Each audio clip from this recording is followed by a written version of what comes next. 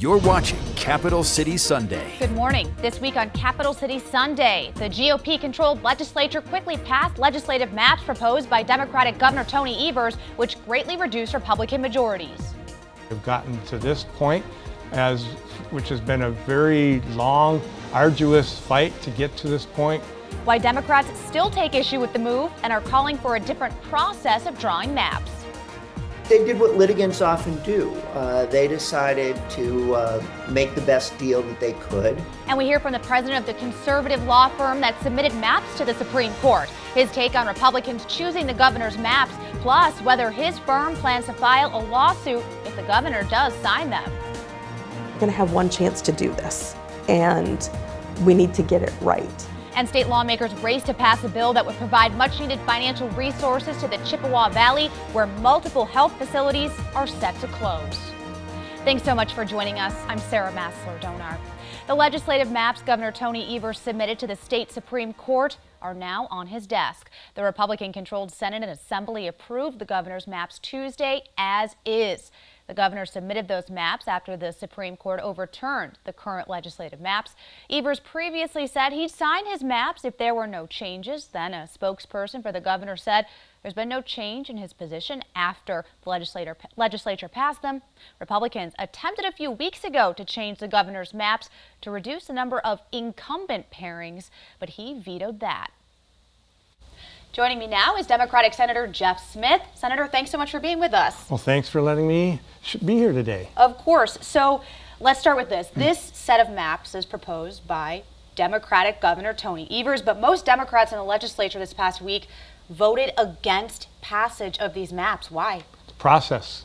It's really about the process. I get asked oftentimes, so you think it's a fair map? Well, actually, all four of the maps before the Supreme Court would be considered probably fair, including this one, but it's what we need people to realize is what we've been fighting for such a long time is a fair process. And so we can assume that a fair process is going to produce a fair maps, and that means not having a process that the legislature actually picks its own maps. And unfortunately, that's where we're at right now. The legislature, meaning, Speaker Voss, has chosen, I want this one over the other three.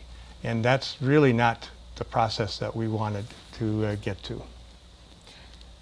A lot of Democrats are more inclined to have the Supreme Court pick the maps, but that also puts the decision up to just a single body that doesn't include everybody either. So it seems that nobody can really agree on how they want the maps to be done here. Well, it's a body that's not running in districts that are in this map.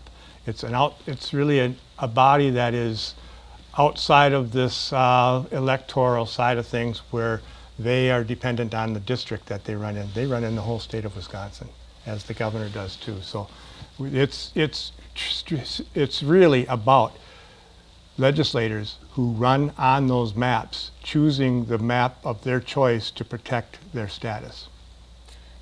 This set of maps proposed by the governor makes the process for Democrats a little more competitive. It shrinks that Republican majority. So it is on the offset here.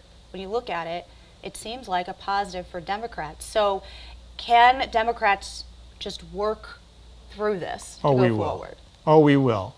We will. We've just gone through 14 years of working through a gerrymandered Republican supermajority map, right? So, hey, this is a relief in some degree, and I do look forward to having a legislature that is dependent on looking over their shoulder for whether or not they are satisfying their electorate or their party, and that being a closer majority or closer majority-minority will bring us back together to maybe have some compromise. I certainly do look forward to that, but again, I want to emphasize that we really want a process in the future, if not now, that takes it out of the hands of the legislature from picking their own maps.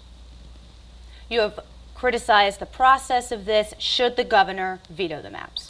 I wish he would and let this process continue. We have gotten to this point, which has been a very long, arduous fight to get to this point where we want the court to have 4 maps in front of them with experts that they're consulting and make a decision based on this outside eyes looking at something and saying this is a fairer map, and we'll take whatever they pick.